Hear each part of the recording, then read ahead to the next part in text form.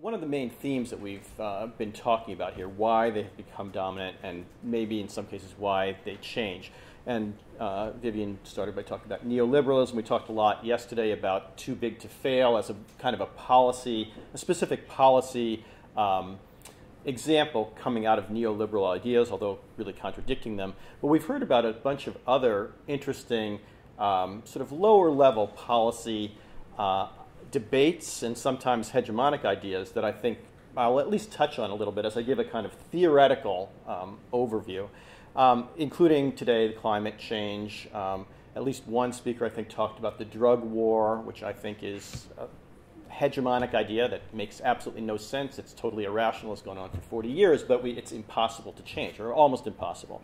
The war on terror, I frankly think, is another example of this. If you actually look at the scope of the threat compared to threats that we willingly take part in every day, like getting into our cars, which is far more likely to cause us to die than a terrorist attack. But the bigger point is that I think there are this a set of hegemonic ideas or very well-established policies that it's difficult to change, but we do see various policy networks attempting to do it. And I'm going to try to present a few hypotheses about these networks based somewhat on what I've heard today, but actually, quite frankly, based much more on this book, which I published last year. I'll pass around. You guys can look at the pictures, or at least the picture. There's one picture, and take a look at it if you want.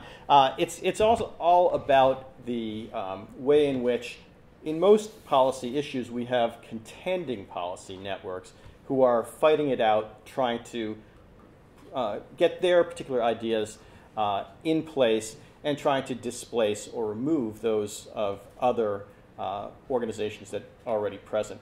So I developed some hypotheses. I tried to prove them through case studies of things that are totally distinct from what we've talked about here.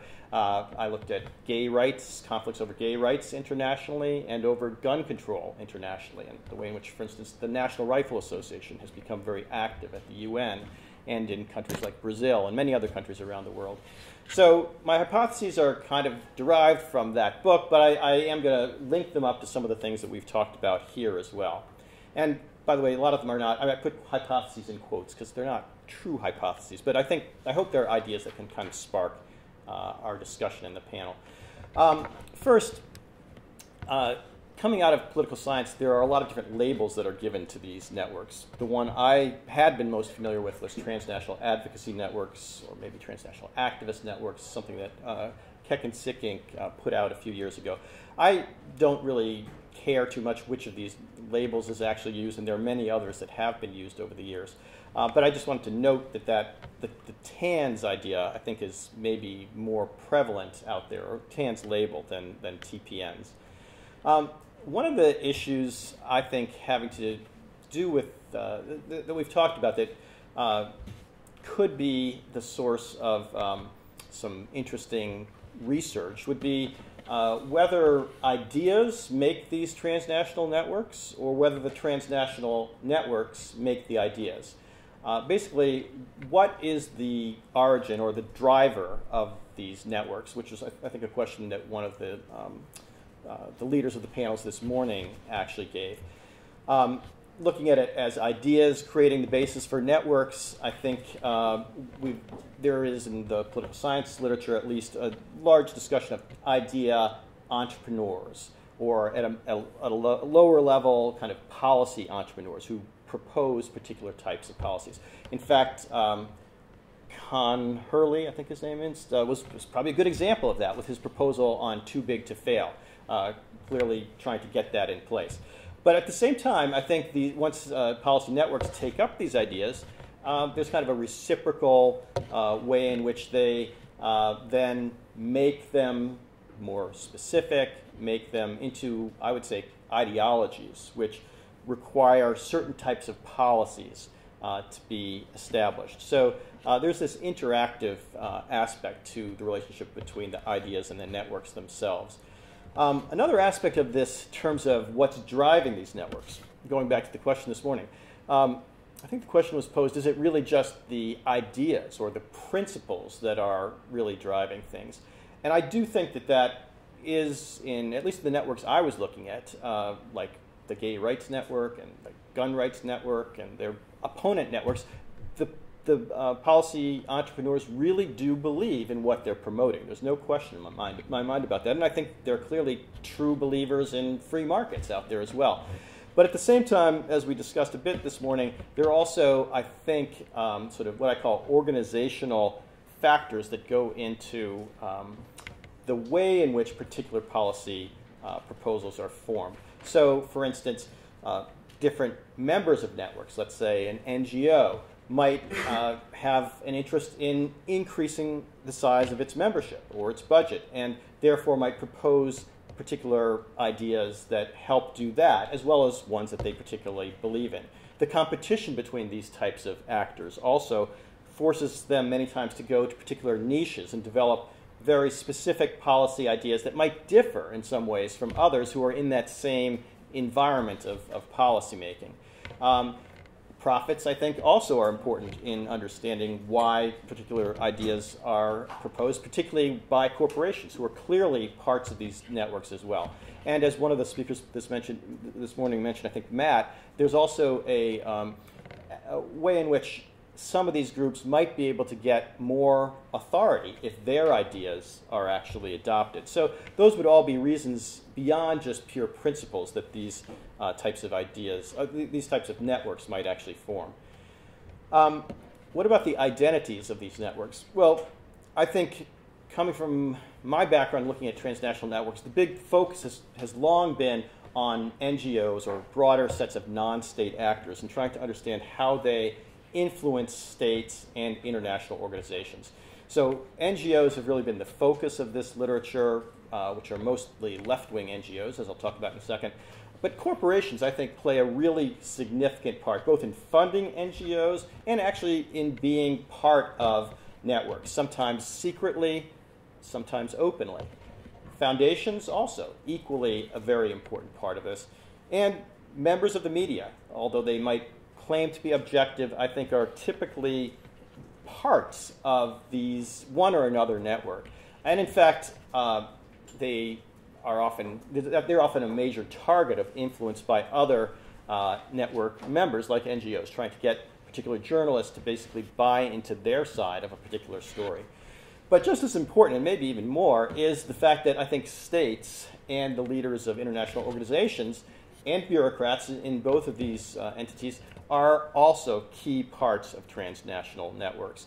We've really talked about that a great deal here, which actually is, I think, somewhat refreshing from the maybe narrow disciplinary area that I come from, where it's mostly, there's kind of a distinction between NGOs and states, and it's all that there's an attempt to influence that different entity by the NGO. But I think, in fact, these networks really try to embed themselves in states. They try to essentially colonize bureaucracies so that it becomes harder for their opponents to actually change policies and easier for them to achieve what they want. Also, in terms of identities, again, this I think is something that's really based mostly on the book that I've just published. Rather than seeing non-governmental actors as primarily progressive, left-wing, human rights, environmental, and social justice groups that most of the literature, at least in political science, is focused on, I think we need to look at the full spectrum of them out there. And again, this whole conference has helped us do that. I think there are really rival ideological networks that come into conflict on any number of different issues. And to understand policy change, policy outcomes, you have to look at that kind of conflict. Just to give some examples, to add a little color to this as well, looking at the cases I looked at in this Global Right Wing book, the Gay Rights Network, which had worked for decades at the UN and in various countries around the world, includes clearly various NGOs, most of these are familiar, as well as states that have taken very, very prominent roles on trying to promote gay rights internationally. I'd probably put the US up there now if I'd updated my slide, but with the Clinton initiatives on promoting gay rights as a key aspect of our foreign policy. But on the other side, you have these rival networks led by, well, the soon-to-be ex-pope, I guess. Not truly led by him, but he's a big part of what I call the Baptist Burqa Coalition, which is a group of very diverse, even conflicting religions, but which in their more conservative versions all agree that, well, gay rights are wrong, gay marriage is a threat to civilization, and basically there's no such thing as sexual orientation. It's a concept that means nothing. It includes these various NGOs, many, many more. Both sides of this include many, many more. But interestingly and importantly, it includes powerful Islamic states in particular, as well as the Holy See. Another issue I focused on was security issues, in particular the attempt to control small arms, led by a number of different NGOs, most importantly the network IANSA, but opposed by the NRA, Wayne LaPierre, their president, executive director, who I'm sure you've heard a lot about on the last few months on TV, and a whole range of other gun groups from around the world that they have formed into a very strong network that has actually prevented policy change in this area, has prevented the UN from signing from creating a new arms trade treaty. Maybe that will last a while, I'm not sure. It may eventually fail. But just like in the case of gay rights, at the international level, the conflict between these networks has led to real stasis on advancing the issues that the left-wing networks anyway prefer. Environmental issues, I'd say the same sort of thing. From everything from climate change to rainforest protection, you have groups on the left and then a whole series of others on the right, some of them certainly corporate-funded, but others which represent maybe more independent positions and have to be seen as part of global civil society just as much as the environmental groups that try to portray themselves as really the only voice of global civil society. Okay, well, what are the goals of these networks? Obviously, I think at the base level is to try to create either change or stasis if they like a particular policy. A key part of that is controlling or capturing policy-making institutions, and at the deepest level, to trying to create a kind of hegemony of ideas or ideologies, which makes it almost impossible to think outside of a particular way of doing something. And this probably gets to the sort of thing that Vivian was talking about, the sort of hegemony of neoliberal ideas. Now, I want to just focus, again, because I have already done the work in this book, on the way in which particularly opposition between networks actually affects three different things: network development on both sides of a conflict, or multiple sides, network strategies and dynamics, as well as policy outcomes. I think in looking at different types of policy goals, typically policy entrepreneurs will see a problem out there and try to promote a particular solution to that problem. But I think in doing that, they will almost invariably think strategically about what kind of opposition they are likely to face. And the greater the threat of a backlash, a serious backlash, I think the narrower they're going to try to portray their problem. They're going to try to portray it narrowly, or they're going to try to even camouflage it so that they can try to move their own preferred solution forward with the least possible opposition. At the same time, typically, foes in rival networks are going to be very actively looking to protect their own interests. So they will typically see the threat out there. And the more threatening the solution that the first network proposes, the more likely that the rival network will propose a counter problem, namely the solution that the first network is proposing. So you have this typically rival networks who have diametrically opposed views of what the problem and what the solution are. That goes then to the way in which problems are constructed. In terms of the networks themselves, and again, this goes back to a question that came up this morning about why networks develop, what makes them expand. I think a key part of it is conflict itself. As conflict develops, networks will mount greater and greater efforts to promote their own policies and to oppose those of the other side. So I think it's the conflict situation itself that can lead to heightened activism. I also think, and this is quite interesting, an important part of this book, that opposition networks shape the size, the membership, and the identity of a network. For one thing, often these transnational networks will try to basically prove that their problem is in fact real by encouraging or even seeding the development of grassroots groups in places where they can point to the problem actually existing. So these networks, especially when they encounter opposition, are going to search for and even create grassroots alliances. And that, in turn, will lead the other side to do the same sort of thing. So you can have sort of rival grassroots. I think one of the papers talked about that yesterday. A third aspect of this is that given that networks typically have limited resources, in conflicts, they're going to look for the most capable allies to build their network. They're not going to try to include everyone necessarily. They're going to try to only include, or first include, the allies that have the most resources that can help them the most. At the same time, they're going to try to unbuild their rival network, which I'll talk about again in just a second. And they are worried that that rival network will try to unbuild or attack their own network. So therefore, they have to be very careful about which organizations that they include. They want to include only potential allies that are particularly acceptable to their to broader audiences, or they might even eject members of their network who somehow appear unacceptable to them. Just to give one example of this, because I know it's maybe too abstract, but in the book I talk about the International Gay Rights Network, ILGA, which is based in Europe, and its decision to expel one of its founding members called NAMBLA, the North American Man-Boy Love Association, which was an organization that promoted man-boy relations. They did this because they were attacked by members of this Christian right network for promoting underage sex. And so this was an unacceptable member of the Allies, of the alliance.